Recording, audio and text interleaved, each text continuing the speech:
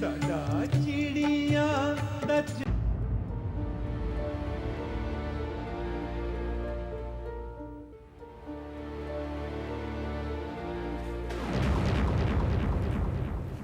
मैं यहाँ? किसका घर है ये? कौन मुझे यहाँ लेके आया?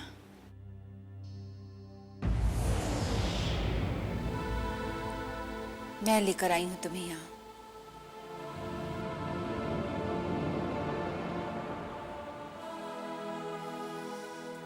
हैरान होने की कोई जरूरत नहीं। गलती से तुम मेरी गाड़ी से टकरा गई और बेहोश हो गई। मैं तुम्हें यहाँ ले आई। ये मेरा घर है। मेरा नाम स्नेहा वर्मा है और मैं पेशे से वकील हूँ। और कुछ जानना चाहती हो मेरे बारे में? तुम्हारा नाम क्या है? मेरा नाम वीना है। वीना? बहुत प्यारा नाम है। वीना, तुम्हें देखकर मैं समझ सकती हूँ कि तुम किसी परेशानी से गुजर रही हो। अगर तुम मुझे बता दोगी तो हो सकता है मैं तुम्हारी कुछ मदद कर सकूं। हाँ?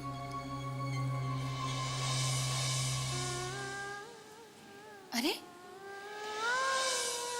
अरे, तुम तो रोने लगी। अच्छा, नहीं बताना चाहती तो मत बताओ, लेकिन रो मत प्लीज।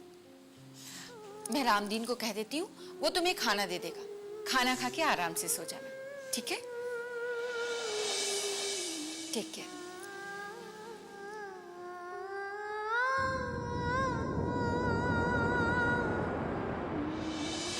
लेकिन माँ, ये तो गलत है ना। जिसके साथ मेरा कोई रिश्ता नहीं है उसके साथ भला मेरा रिश्ता क्यों जोड़ा जा रहा है? लेकिन बेटा, गलती तुम्हारी है ना।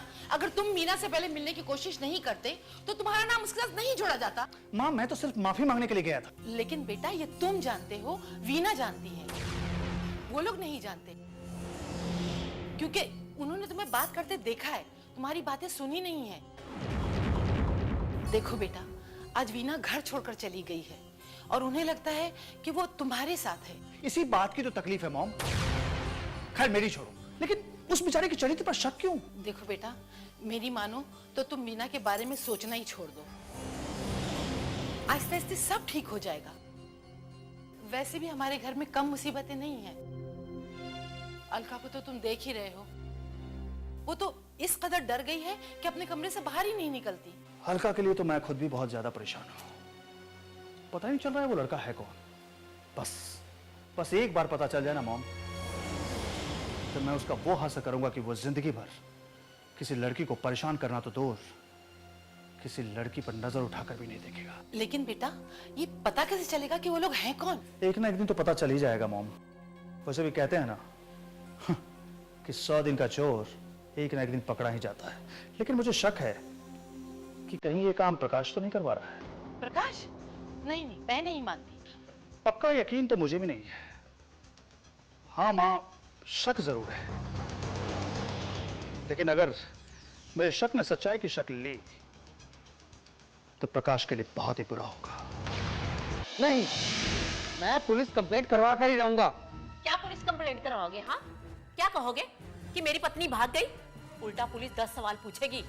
कैसे भागी, कहाँ भागी, क्या तुमने मारा, पीटा, क्या किया तुम लोगों ने? हाँ, कहीं ऐसा ना हो कि तुम्हारी कंप्लेंट से वो बच जाए और तुम फंस जाओ। संगीता ठीक कहती है पुत्र, इस बात की भनक किसी को नहीं लगनी चाहिए, नहीं तो घर की इज्जत मिट्टी में मिल जाएगी। पहले ही लक्ष्य के साथ उसका नाम जुड़ा हुआ है, क्या भरोसा के। नानी माँ, अरे मुझ पे क्यों भड़कता है? नानी माँ, नानी माँ। अरे सारे गुल तो उसने लक्ष्य के साथ खिला दिए, क्या भरोसा कि ये भी। नानी माँ,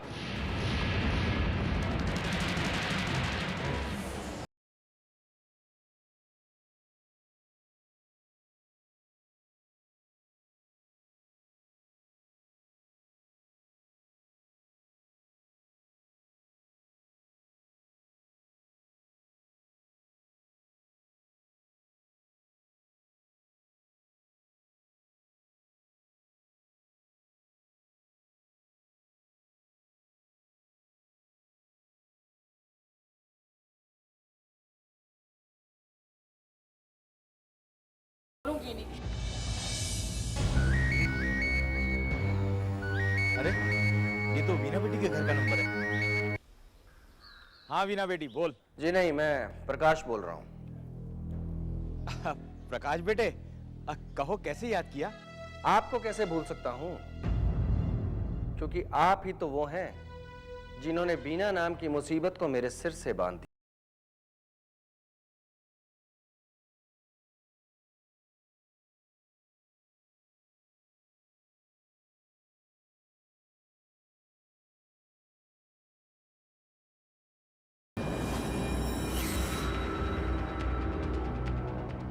अब बेटे तुम नसीब वाले हो कि तुम्हें वीना जैसी पत्नी मिली। हमने अपनी भोली भाली बेटी को तुम्हारे बारे में सब कुछ जानते हुए तुम्हारे साथ भेज दिया। ये तो तुम्हें पता ही है ना? मेरे बारे में तो आपको सब कुछ पता है।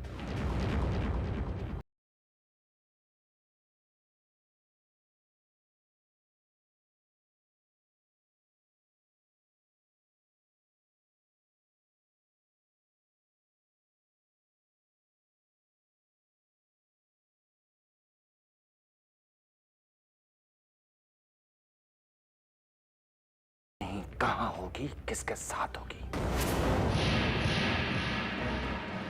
ओए प्रकाश, अपनी जबान को काबू में रखो। चिल्लाइए मत। चिल्लाना मुझे भी आता है। मेरी पत्नी वीना किसी के साथ भाग गई है और आप चाहते हैं कि मैं उसके तारीफ के पुल बांधूं? वो गई नहीं होगी, बल्कि तुम लोगों ने उसके साथ कोई गलत किया होगा। प्रकाश, ऐसी कोई गलती मत कर बैठना कि मैं अपना आपा खो बैठूं। मैं वहां आ रहा हूं सच का पता लगाने, और सच तो पता चल ही जाएगा। वो माँ बाप कोई और होंगे जो अपनी बेटी की मौत का गम सह जाते हैं। अगर ऐसी वैसी कोई गलती हुई ना, तो तुम जिंदगी भर हर्जाना भरते रहोगे।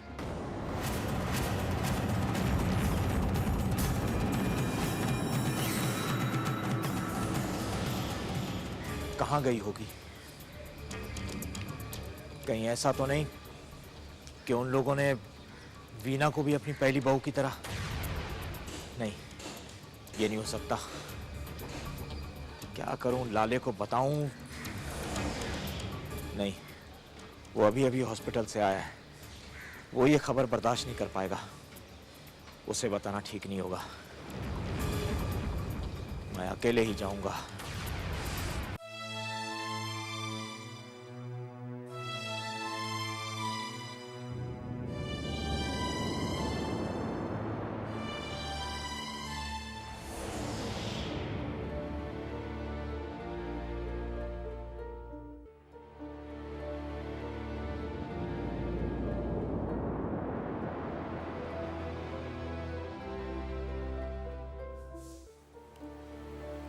लगता है रात भर नहीं सोई।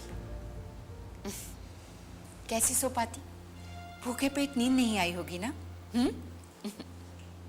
बैठो बैठो ना।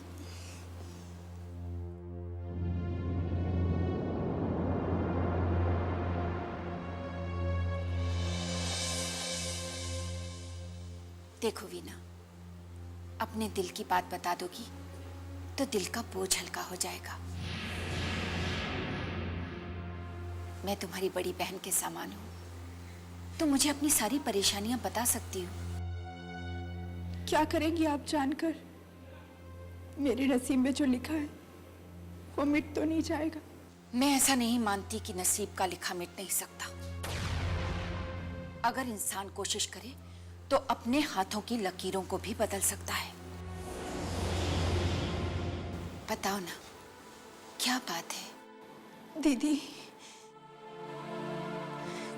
कहां से शुरू करूं, समझ में नहीं आ रहा। किसी वक्त की बात है दीदी, मेरी भी शादी होने वाली थी।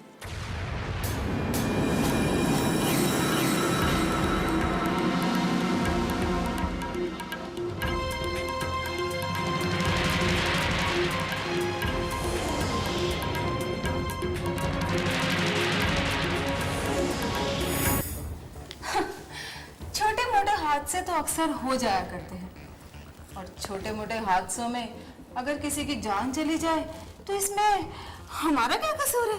हाँ? क्यों? क्या ख्याल है?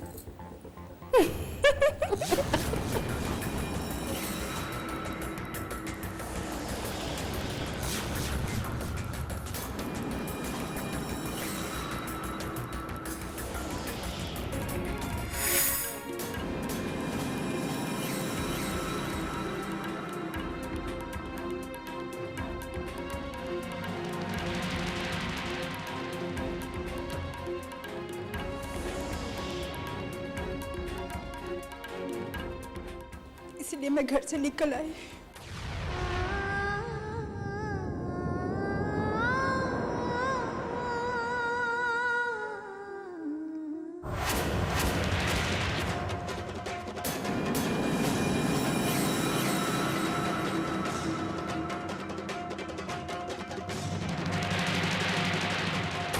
बिल्कुल ठीक किया तुमने।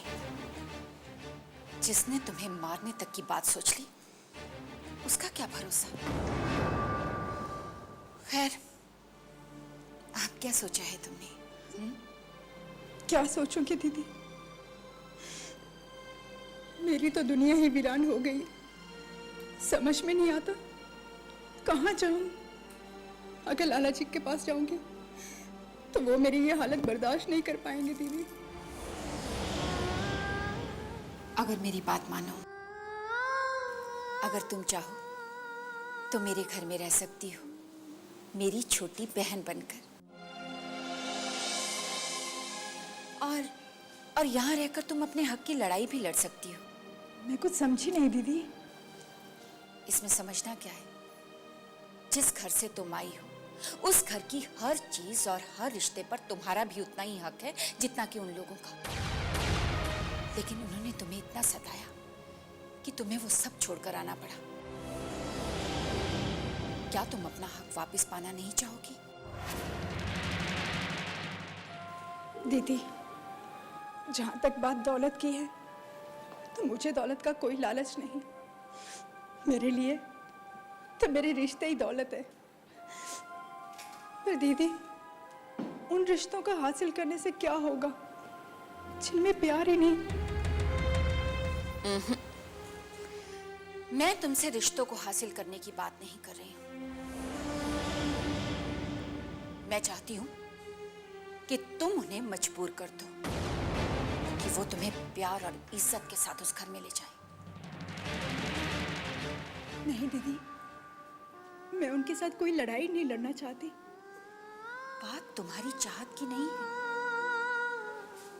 ये लड़ाई तुम लड़ोगी समाज और देश की उन तमाम लड़कियों के लिए जो अपने बाबुल का आंगन छोड़कर एक दूसरे घर में जाती हैं।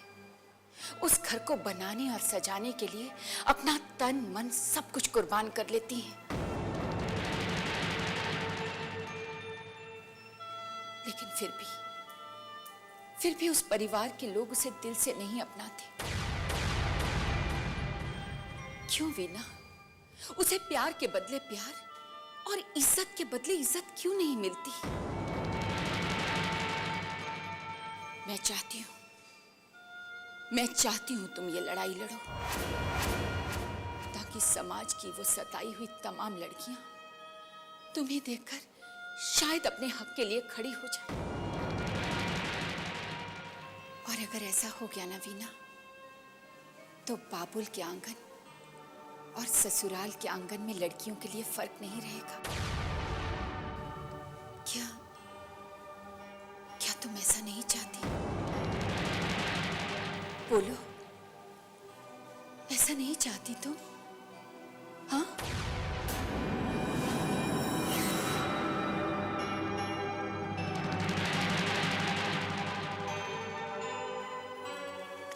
Good, very good.